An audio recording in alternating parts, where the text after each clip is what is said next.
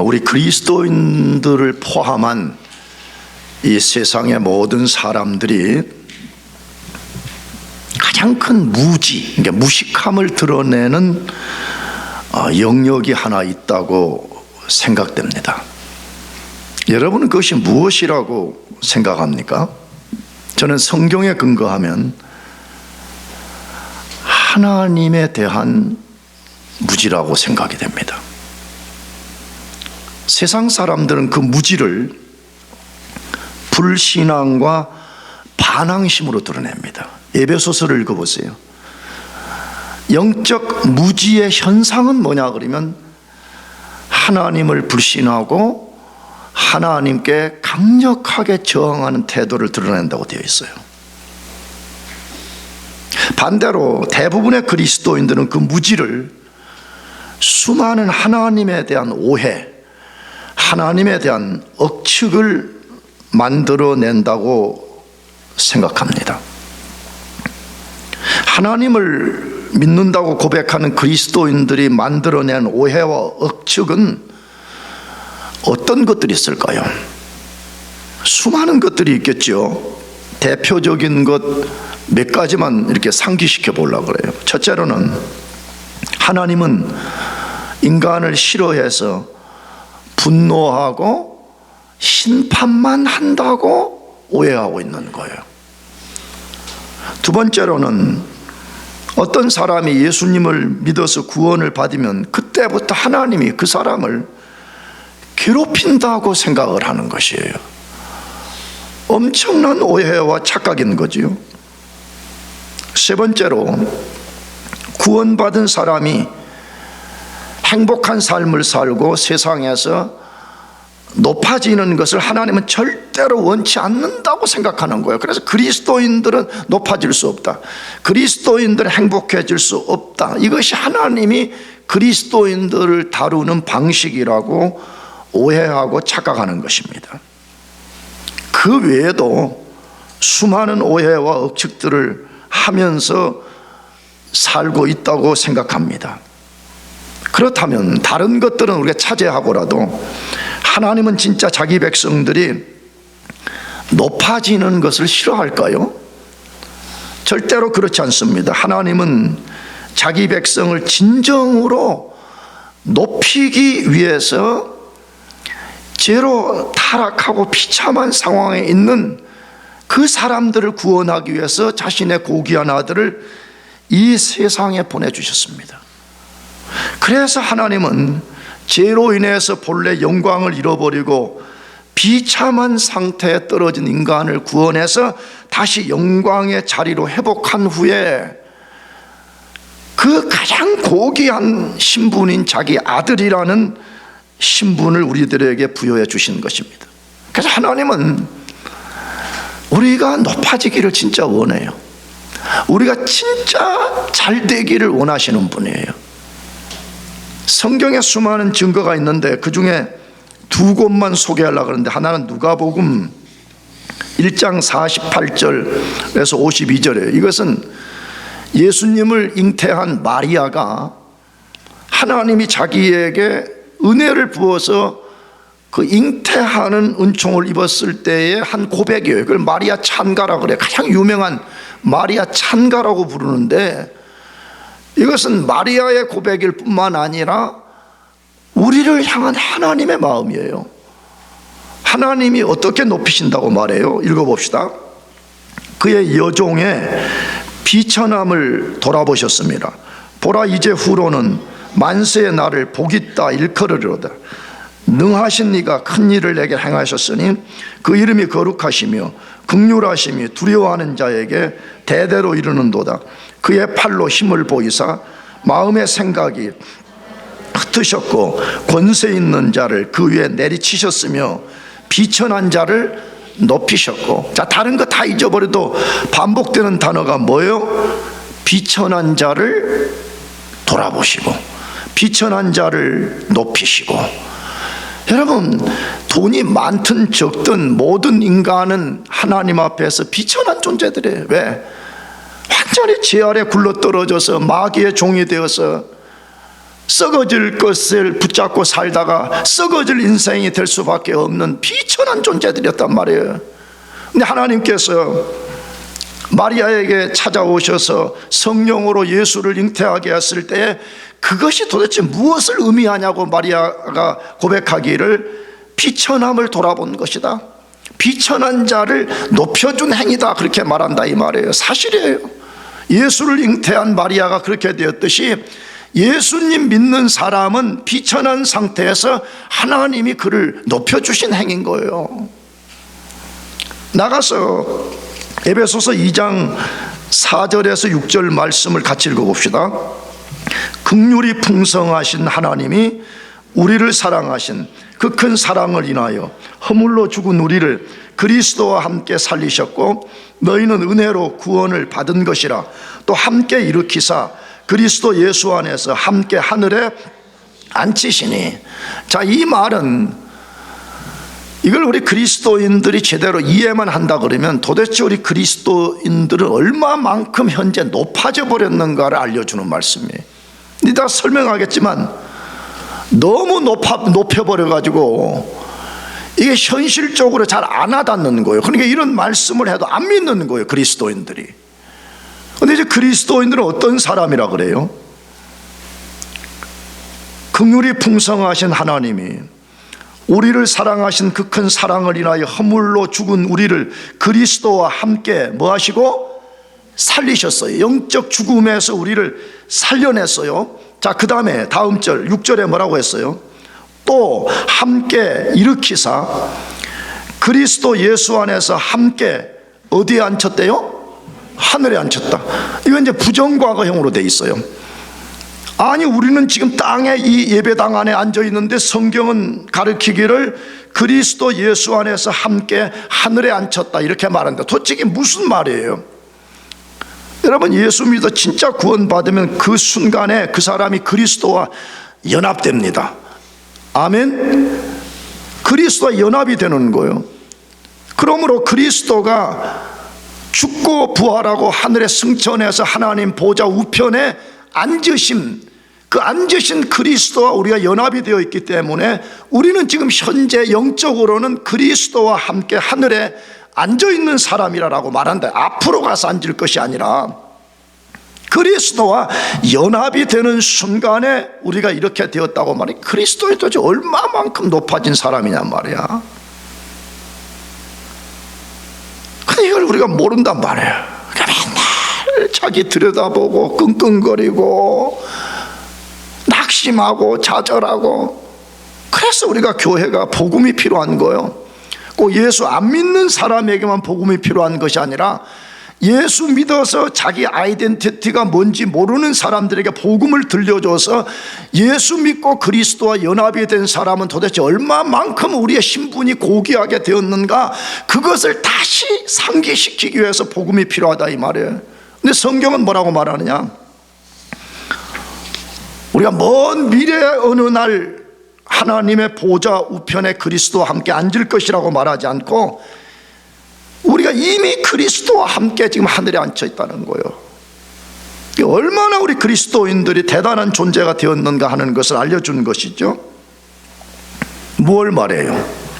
하나님은 자기 백성들을 이미 높였고 계속해서 높여주시기를 원하신다, 이것을 선포하는 거죠. 그렇다면 우리는 하나님이 어떤 과정을 통해서 높여주시는지를 반드시 알아야 됩니다. 우리 이 땅에 사는 동안에 하나님이 실제 삶의 모든 영역에서 우리를 어떻게 높이는지에 대한 것을 알아야 된다 이 말이에요. 오늘 본문은 하나님이 예수님을 어떤 과정을 통하여 우주의 왕으로 높이셨는지를 알려주는 말씀입니다. 근데 이 말씀은 분명히 예수님을 높이신 것에 관한 말씀이에요. 예수님을 높이시는 과정이 어떻게 되었는가, 예수님을 어떻게 높였는가를 알려주는 말씀이 틀림없습니다. 그러나 우리가 예수님의 본을 따른다면 하나님이 우리도 높여주실 것을 약속하시는 말씀이에요. 그리스도인들이 높아지는 것은 죄가 아니에요. 문제는 어떤 방식, 어떤 과정을 통해서 높여질 것이냐 하는 것이에요. 세상의 방식이냐 아니면 하나님의 방식으로 높아지는 거냐 하는 것이에요. 당연히 하나님의 방식이 됩니다. 왜 하나님의 방식이 아니면 안 되는 거예요? 여러분, 하나님의 방식이 아닌 방식으로 그리스도인이 높아지는 것은요, 죄입니다. 뭐라고요? 죄예요. 여러분, 이런 말 들으면 도대체 우리 목사님은 말도 아니, 성경이 그렇게 말해. 하나님의 방식이 아닌 세상 방식으로 그리스도인이 높아지는 것은 그건 죄예요. 나가서 그렇게 높여진 것은 시편 1편 말씀처럼 바람에 나는 겨와 같아서 하나님이 바람을 한번 싹 불어버리면 싹 날아가 버리고 없어지는 것이 많은 거예요. 그러므로 우리 그리스도인들은 하나님의 방식으로 우리가 높아져야 된다는 거예요.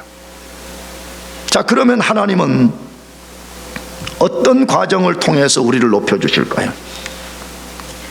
다시 말하면 어떤 사람을 높일 때 어떻게, 그 다음에 어디까지 하나님이 높이시는가 하는 것을 알 필요가 있다 이 말이에요. 첫 번째로는 예수님처럼 우리도 의를 사랑하고 불법을 미워하라고 말씀해요. 하나님이 다시 말해 어떤 사람을 높이냐 할 때 그 첫 스텝이 뭐라는 거예요? 예수님처럼 하라는 거예요. 예수님이 하신 일이 뭐죠? 의를 사랑하고 불법을 미워하신 것처럼 우리도 그렇게 해야 된다 이렇게 말씀한다 이 말이에요. 그 첫 번째가 히브리서 1장 9절 상반절 말씀이에요. 내가 의를 사랑하라고 불법을 미워하였으니, 내가 무엇을 사랑하고 의를 사랑하고 불법을 미워하였으니 라고 말씀해요. 이게 예수님이 이 땅에 계신 동안에 어떤 삶을 사셨는지를 보여주는 아주 중요한 말씀이에요.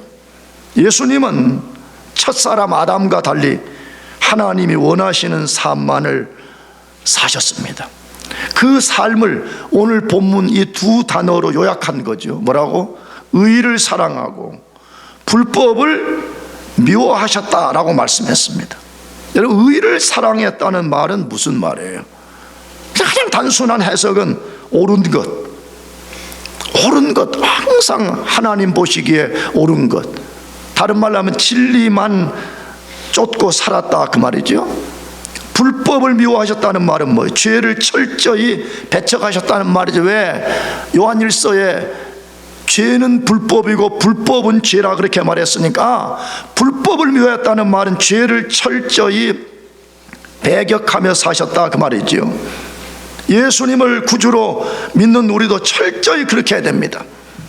그렇게 하시기를 축복합니다. 철저히 우리가 죄를 배격하고 예수님처럼 의를 사랑하는 사람이 되어야 됩니다. 왜 그래요? 잘 생각해보세요. 하나님이 도대체 우리를 왜 구원해 주시는 거예요? 야, 너 죄에서 이제 풀어줬으니까 너 마음대로 이 자유를 가지고 방종하고 죄 짓고 세상에서 너 하고 싶은 거 다 하고 살아라. 그것 때문에 구원해 주신 것이지, 구원해 준 것이 아니잖아요. 뭐 하라고 구원해 주신 거예요? 예수처럼 하라는 거예요. 불법을 미워하고 의를 사랑하는 삶을 살라고 우리 구원해 주신 거 아닙니까? 그런데도 그리스도인이라고 고백하는 수많은 사람들이 겁없이 죄를 지으면서 이렇게 말합니다. 아, 목사님, 사람들은 다 누구나 죄 짓지 않고 살아요. 목사님은 죄 안 지었어요? 아니, 그리스도인도 다 죄 짓고 살지 않아요? 라고 말하면서 자기를 합리화시키고 자기 죄 지은 것을 변명하고 산다 이 말이에요. 그런 거는 하나님이 원하시는 삶이 절대로 아닙니다.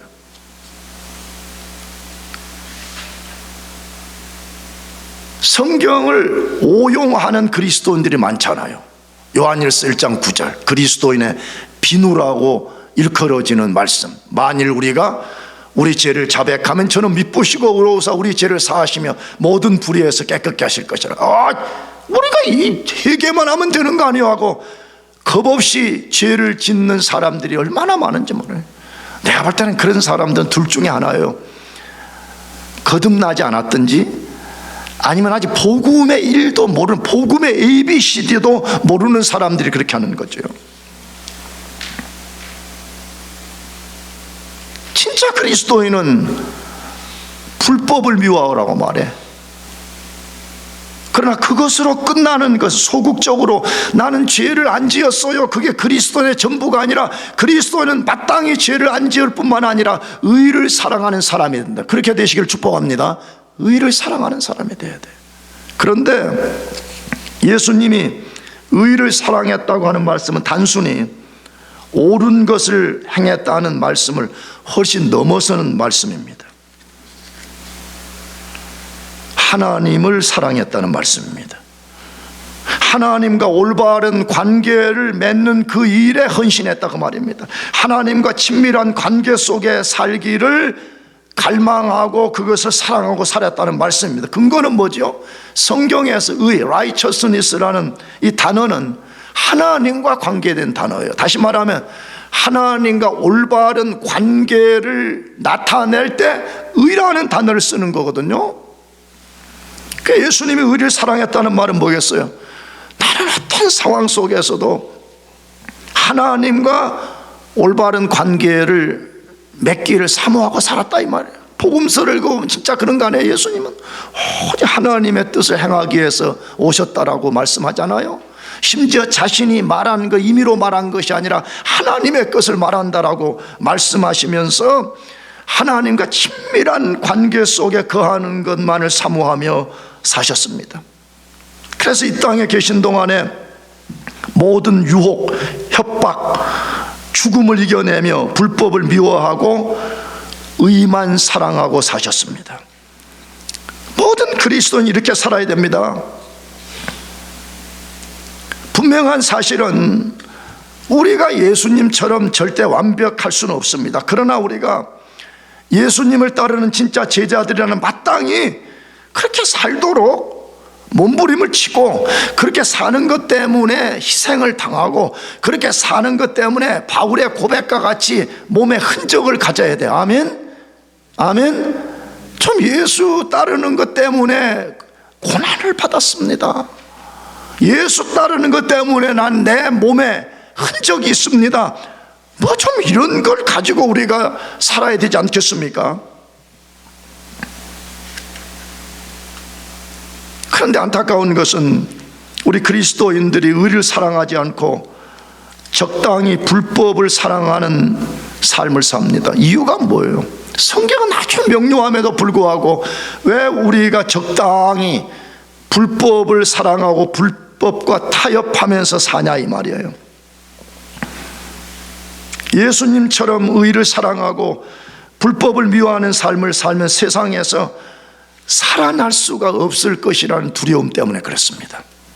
히브리서 그렇게 말하는 거잖아요. 우리가 죄의 종이 되어 사는 이유는 두려움 때문이라는, 죽음에 대한 두려움, 죽음을 낳게 하는 뭐 돈이 이러면 뭐 못 볼 거다, 이러면 뭐 공부가 안 될 거다, 뭐 이러면 목회가 안 될 거다, 매 그게 두려우니까 적당하게 불법화 타협해버린다, 이 말이에요.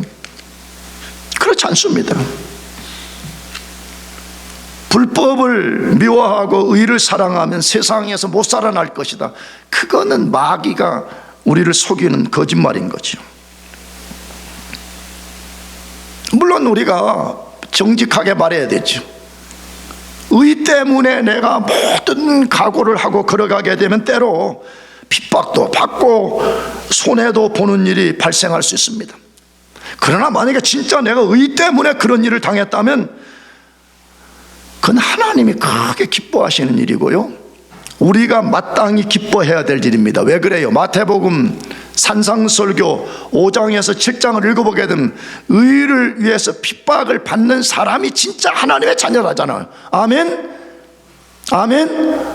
그런 거잖아요. 의를 위해서 핍박을 받는 사람이 진짜 하나님의 자녀이고 진짜 그런 사람에게 주어질 상이 있다, 그렇게 말하잖아요. 그러니까 여러분 자꾸 교회 다니면서 편안함만 추구하는 그리스도인, 내가 볼 때는 그런 사람들은 그냥 영적 어린아이들인 거야. 영적 어린아이들.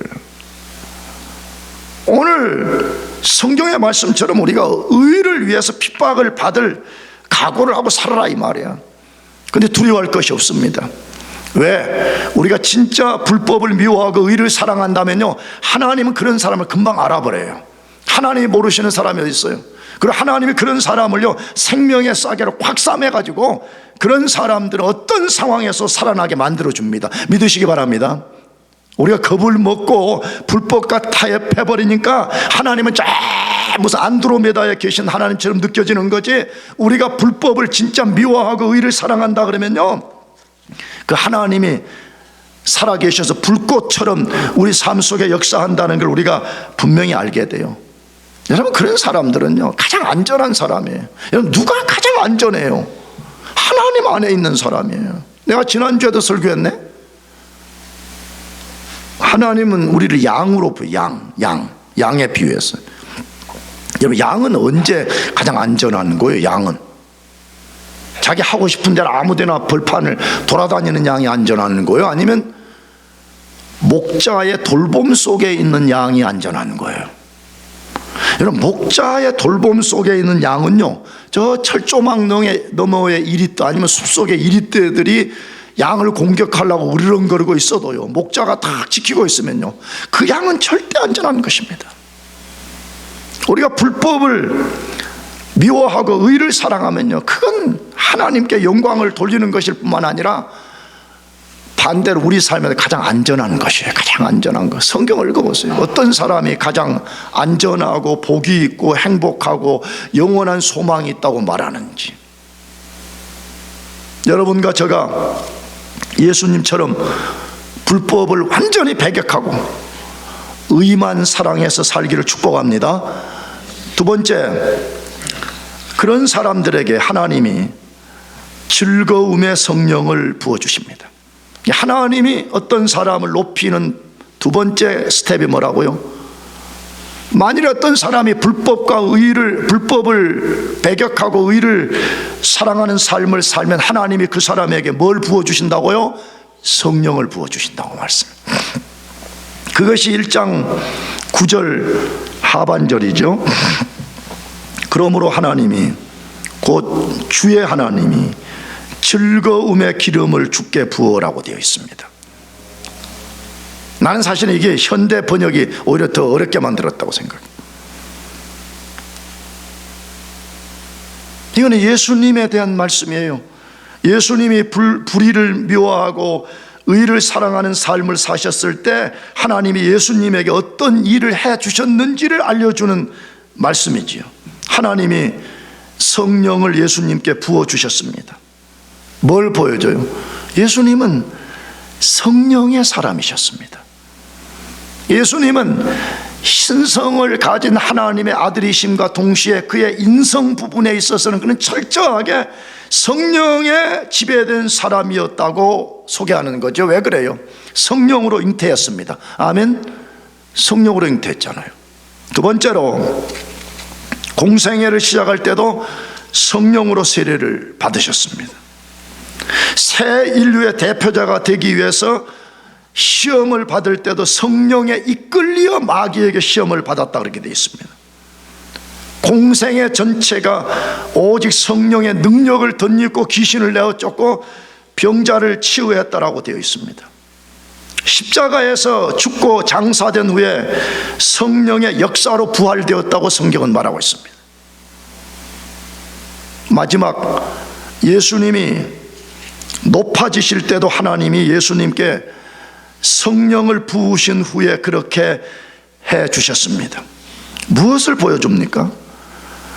하나님의 아들의 삶이 철저히 성령 충만함 속에, 성령의 지배 속에서 행해졌다라고 말하고 있습니다. 그렇다면 도대체 우리는 어떻게 해야 되냐는 말이에요.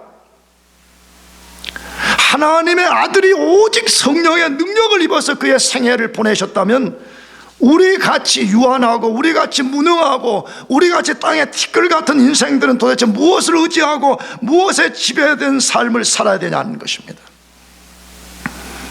성령 외에는 없습니다. 믿으시기 바랍니다. 여러분이 진짜 그리스도인이 맞다면 성령 외에 뭐가 있어요, 여러분요? 성령 외에 우리가 어떻게 눈에 보이지 않는 하나님을 우리가 보게 하는 방식이 있냔 말이에요. 2000년 전에 십자가에 죽으시고 부활하시고 승천하신 예수님, 그분을 만나는 길이 성령 아니고 무슨 방법이 있냐 이 말이에요. 성령의 역사가 아니고 우리가 이성이 아닌 영적 세계를 아는 이 지식을 무엇을 우리가 가질 수 있냐 이 말이에요. 그런데 안타깝게도 오늘 많은 그리스도인들이 성령을 무시하고 자기의 지혜와 경험을 의지하여 살려고 합니다. 더 안타까운 것은 성령을 의지하는 삶은 현실에 도움이 안 된다는 불신앙과 착각에 빠져서 예수님 믿는 것을 지옥 가지 않는, 천국 가려고 하는 보험 들어놓은 정도로 살면서 철저하게 세상의 방식을 따라 삽니다. 난 진짜 목사의 양심으로 여러분에게 도전해요. 여러분, 세상을 쫓아 살면 안 돼요. 세상의 방식을 따라 살면 안 돼. 왜? 그건 아까 내가 처음에 말했잖아요. 마지막 날 여러분들이 그렇게 산 것은 인생 최대의 망함이라는 것을 알게 돼요. 그렇기 때문에 우리는 자나깨나 성령을 사모하고 성령의 충만 속에 살아야 합니다. 아멘. 그게 조금 익숙하지 않을 수 있어요. 그렇잖아요. 성령이 뭔지도 모르고 교회 다니고 성령을 친히 경험해 본 적도 없는 우리가 그렇게 하자 그러면 굉장히 낯선 거지요. 그러나 해봐. 왜냐하면 이것만이 우리 존재의 가장 중요한 것이라고 성경이 말씀하니까 좀 서툴면 어때? 기도 같은 거 먹고 그걸 유창하게 해야 되는 거예요? 찬송도 하나도 박자도 안 틀리고 그렇게 해야 되는 거예요? 글쎄, 그렇게 하면 더 좋은 거지만 그건 본질이 아니에요. 내가 좀 어눌하고 내가 서툴고 좀 성령을 이해하는 것이 좀 굼뜨고 성령과 함께 호흡하고 살아가는 것이 익숙하지 않지만 내가 그렇게 해보는 거예요. 그러다가 하다 보면 어느 날 나도 모르는 사이에 내가 호흡하는 것처럼 성령과 교제하고 성령과 동행하는 것을 알게 되는 날이 오는 것이에요. 사랑하는 교우 여러분, 진짜 하나님의 방식으로 높아지기를 원하신다면 우리는 세상의 방식을 버리고 오직 성령을 받고 성령의 충만 속에 살아야 됩니다.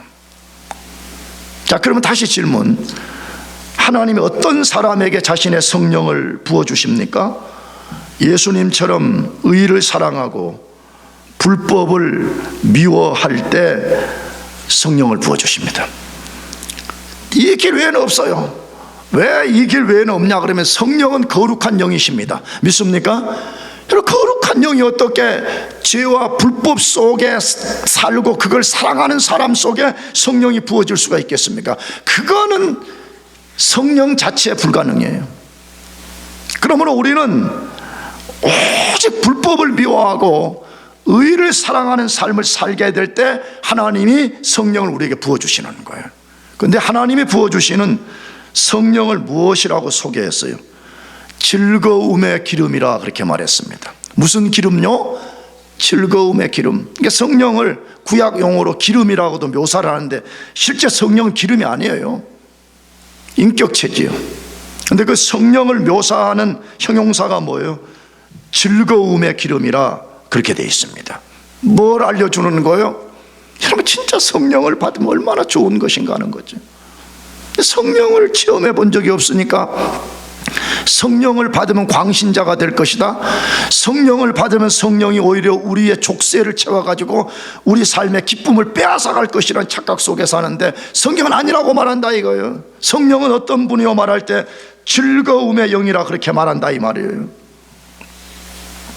거룩하고 신비하고 얼마나 좋으신 분인가 하는 것을 알려줍니다. 그래서 성령을 받은 사람들은 기쁨이 막 터져 나오는 거예요. 성경을 읽어보세요. 특별히 우리가 요즘 새벽 기도 때 읽는 사도행전을 읽어보게 되면 그 얼마나 많은 핍박을 받았어요. 사도들과 1세기 교회 성도들이. 근데 그들이 기뻐하고 집에 모여서 같이 예배하고 교제하고 떡을 떼었더라, 그렇게 말씀하지 않아요. 왜? 성령은 즐거움의 영이기 때문에 그렇습니다. 진짜 성령을 받으면 가벼운 낄낄거리는 그런 기쁨 아니에요. 그런 거 아니에요. 비록 낄낄거리는 것은 없어도 성령이 주시는 거룩한 기쁨이 그 사람 속에 나타나게 되는 것이에요. 하나님은 예수님을 높이실 때처럼 우리가 진짜 불법을 배척하고 의를 사모하게 되면 하나님이 그 사람에게 성령의 충만함을 주시고 그 사람을 높여주신다라고 말씀하고 있습니다. 인간이 하나님께 받을 수 있는 최고의 축복이 무엇이에요, 여러분요? 세상 사람들은 유물론적 세계관에 사로잡혀가지고 세상에 무엇인가를 잔뜩 손에 이렇게 넣으면 그게 최고의 축복이라고 말하고, 그걸 또 교회에서 간증하고 다닌다 그러고, 간증을 듣는 사람들은 야, 나도 저렇게 해서 부자가 되어야지, 이런 식의 세계관을 갖고 살고 있다 이 말이에요. 근데 성경은 아니라고 말해. 우리가 하나님께 받을 수 있는 최고의 축복은 하나님 우리에게 성령을 부어주시는 거예요. 아멘. 왜? 성령을 부어주실 때만이 우리가 비로소 하나님의 능력을 얻고 하나님의 지혜를 얻고 세상에서는 절대로 얻을 수 없는 것을 하나님이 우리에게 주시기 때문에 그러는 것이에요. 만일에 우리가 하나님의 성령을 받아서 우리가 그런 사람이 된다 그러면 그런 사람을 누가 이기겠어요? 나는 언젠가 뭐 그런 설교를 한 적이 있어. 나는 예를 든 거예요. 나는 뭐 누군가 뭐 싸울 수도 있을 것 같아요.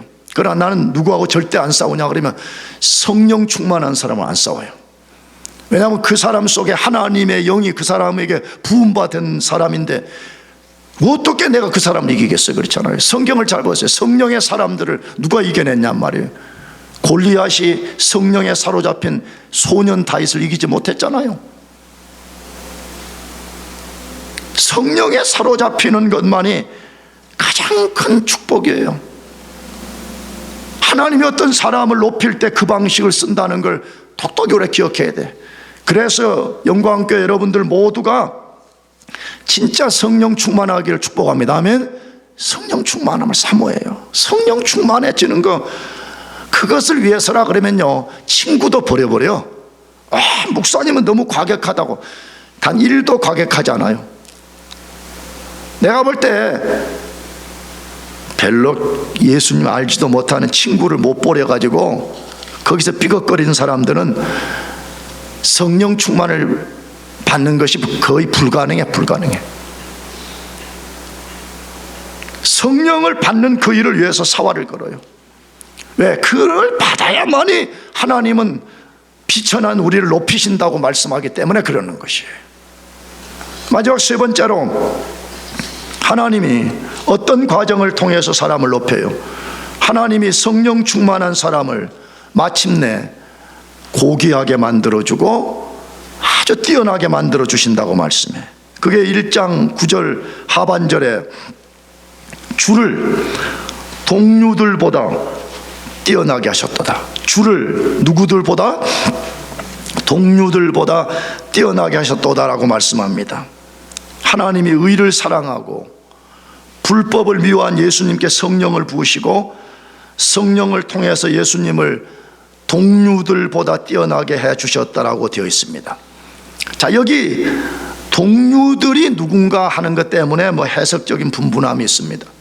그 문맥적인 이해 때문에 천사들로 이해해야 되는지, 아니면 선지자들로 이해해야 되는지, 아니면 예수님 당대에 종교 지도자들이나 유대인들로 봐야 될 것인지 여러 가지 해석이 분분합니다. 나도 잘 모르겠어요. 어떤 것이 정확하게 맞는지 모르겠어요. 그러나 분명한 사실은 예수님의 어떤 비교 대상들보다 훨씬 뛰어나게 하나님이 해주셨다, 그걸 말하는 거죠. 그것이 뭐 천사가 됐든 선지자가 됐든 뭐 누가 됐든 간에 하나님은 예수님을 절대 비교할 수 없는 대상으로 높이셨다는 것을 알려주는 거죠. 근데 얼마만큼 하나님이 예수님을 높이셨다고 말해? 1장 7절 8절 두 절을 읽어봅시다. 오늘 본문은 8절부터인데 그 7절부터 아주 비교를 해냈어요. 7절부터 읽어봅시다. 거기 또 천사들에 관하여는 그는 그의 천사들을 바람으로 사역자들을 불꽃으로 삼으시느니라 하였으되 아들에 관하여는 하나님이여 주의 보좌는 영영하며 주의 나라의 규는 공평한 규이니이다. 놀라운 비교 대조를 한 거죠. 사람들은 천사 그러면 막 와 이럽니다. 막 흥분하기 시작합니다. 그런데 그 천사와 예수 그리스도를 대조를 한 거잖아요. 근데 천사들을 뭐라고 했어요? 그는 그의 천사들을 바람으로 그의 사역자들을 불꽃으로 삼았느니라. 하나님의 종에 불과하다는 거예요. 하나님이 바람, 불 이것을 통해 가지고 만물을 움직여 가는데 하나의 종들에 불과하다는 거예요. 근데 천사들에 반대하여 예수님은 어떤 분이라고 말해요? 아들에 관하여는 하나님이여 주의 보좌는 뭐하며? 영영하며 주의 나라의 규, 홀은 공평한 홀이니이다. 이렇게 말씀하고 있는 거죠. 뭐 말씀하려고 그래요? 하나님이 예수님을 지극히 높여서 온 우주 만물의 통치자가 되게 하셨다는 거죠. 원래 이 만물은 성부 하나님이 통치하는 세계였잖아요. 그런데 시편이나 이런 데 보게 되면 예수님이 십자가에서 철저히 하나님께 순종하고 성령의 부음을 받게 될 때에 하나님이 통치하는 세계를 예수 그리스도에게 통치하도록 위임한 거잖아요. 정확하게는 하나님이 예수님을 통해서 지금 만물을 통치하고 있다라고 말씀하고 있습니다. 여러분, 만물은 우연하게 존재하는 것이 절대 아니에요.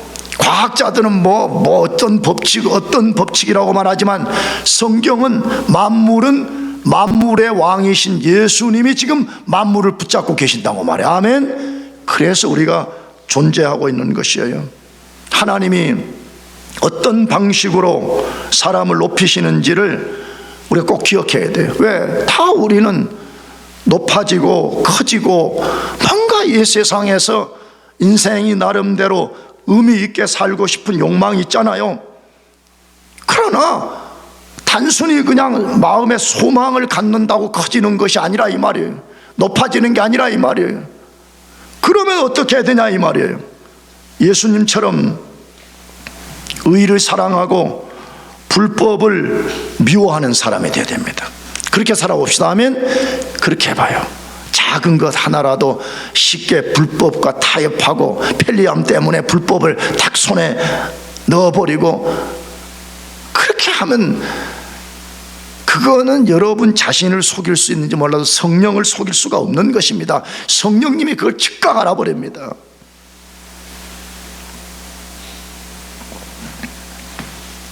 정말 우리가 이 발버둥을 쳐야 돼요. 왜냐하면 이 세대는요, 큰 말할 것도 없고 이 세대 속에 살고 있는 그리스도인들이 지금 잘못된 복음에 오염이 돼가지고 아까 말씀처럼 아니 다 죄짓고 살고 있지 않냐 이 말이야. 꼭 그렇게 막 광신적으로 예수를 믿어야 되냐 이렇게 말하는 세대잖아요. 그래서 성경은 아니라고 말한다 이 말이에요. 여러분, 모든 사람이 그 길을 가더라도 우리는 그렇게 하지 맙시다. 우리는 진짜 불법을 미워합시다. 아멘. 불법을 혐오하는 거예요. 그러나 그리스도인은 그런 소극적인 자세에서 자기 사명을 다한 것이 아니에요. 우리는 마땅히 그렇게 해야 되지만 의를 깊이 사모하는 거예요. 계속 의를 갈망하는 것이에요. 하나님의 그 의가 무엇인지를 우리가 더 깊이 알아가는 그 삶을 우리가 살아야 돼요. 우리가 그렇게 살면요, 하나님은 독특한 방식으로 우리를 높여가십니다. 여러분, 그 독특한 방식이 무엇이겠어요? 누가복음 1장 15절에 이런 말씀이 있어요. 주 앞에서 큰 자가 되었더라 이렇게 돼 있어요. 이 말이 굉장히 중요한 말이에요. 이것은 세례 요한이 잉태될 때에 하나님이 천사를 보내가지고 세례 요한이 어떤 사람이 될 것인지를 알려준 말씀인데, 그냥 큰 사람이 아니에요. 누구 앞에 큰 사람? 주 앞에서 큰 자가 된다, 이렇게 말해요. 여러분, 이게 우리가 사활을 걸고 사모해야 되는 내용인 것이에요. 여러분, 사람들은 그냥 세상에서 큰 자가 되는 것을 목표로 삼아. 하나님은 왜 그걸 말씀하지 않아요? 누구 앞에 큰 자가 되라고요? 주 앞에 큰 사람이 되어야 된다라고 말씀한다, 이거요. 여러분, 그런 사람들의 독특성은 무엇이에요? 그 사람들의 세대 속에서 하나님의 뜻을 이루는 거예요. 여러분, 사도행전을 보면 다윗을 평가할 때 뭐라고 하면, 다윗은 자기 세대의 하나님의 뜻을 온전히 이루었다, 그렇게 그를 평가했어요. 우리도 지금 우리 세대를 살고 있잖아요. 우리가 얼마만큼 살지는 모르지만 지금 현재 우리의 세대를 지금 살고 있는데, 우리의 세대 속에 사는 삶의 목적과 의미가 어딘지를 잘 생각해 보라, 이 말이에요. 그냥 내가 세상에서 큰 자가 되는 것을 구하다가 세상과 함께 망하고 말 것인가, 아니면 오늘 말씀과 같이 나는 주 앞에서 큰 사람이 될 거냐는 것이에요.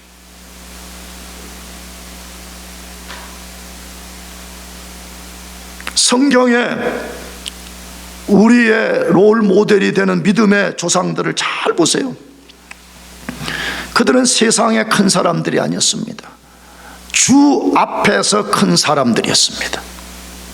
아벨을 보세요. 아벨, 형의 돌에 맞아서 죽음으로 끝내버렸지만 그 얼마나 큰 사람인지를 복음이 울려 퍼지는 수천 년 동안의 아벨 이야기.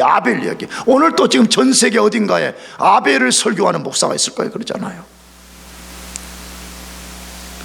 에녹이 그랬습니다. 에녹은 창세기 읽어보게 되면 그를 평가하는 구절 자체가 한 절밖에 안 돼. 그는 하나님과 동행했더라. 그게 다야. 그는 하나님과 뭐 했대?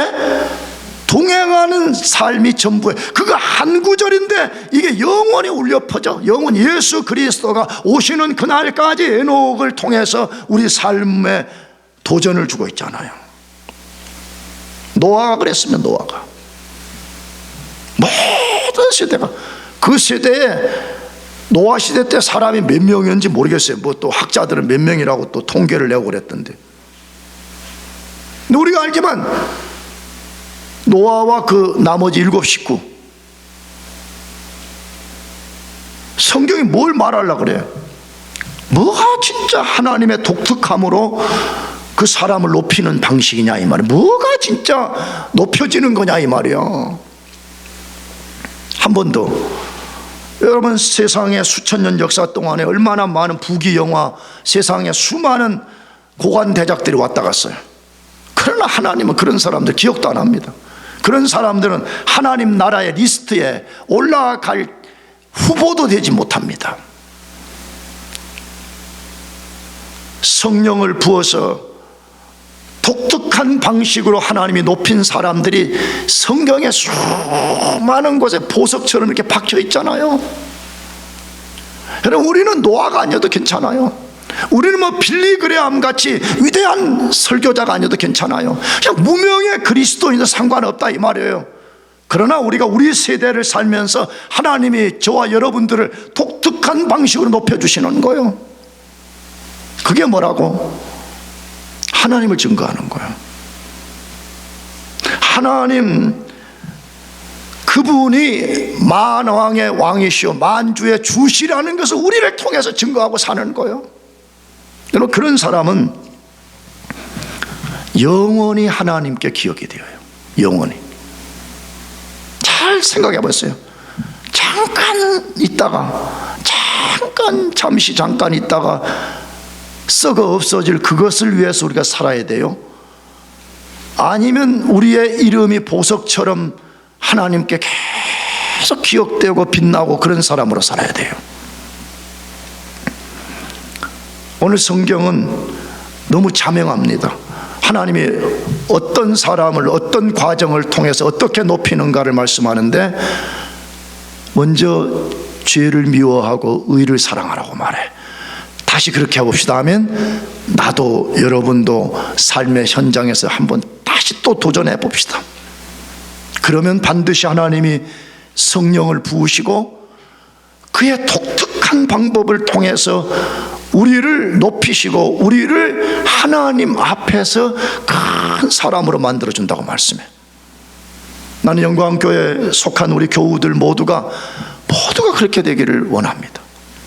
모두가 그렇게 되기를 예수 그리스도의 이름으로 축복합니다. 기도하겠습니다.